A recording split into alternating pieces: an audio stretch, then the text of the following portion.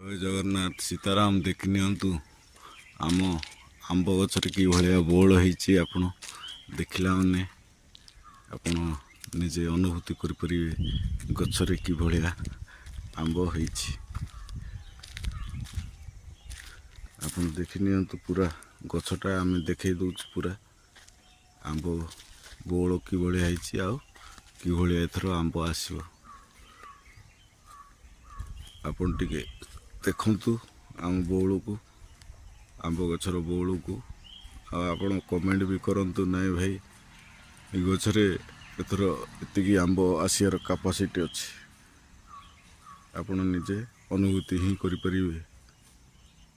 ଆମର ଏଇଠି ଦୁଇଟା ଆମ୍ବ ଗଛ ଅଛି। ବର୍ତ୍ତମାନ ଏ ଦୁଇଟା ଗଛରେ ଦେଖି ନିଅନ୍ତୁ କେତେ ଆମ୍ବ ହେଇଛି। ଆମ୍ବ ବଉଳ ହେଇଛି। ଏ ଆମ୍ବ ବଉଳରୁ ଆପଣ ହିସାବ କରନ୍ତୁ କେତେ ଆମ୍ବ ବଉଳ ଝଡ଼ିବ ଆଉ କେତେ ଆମ୍ବ ରହିବ।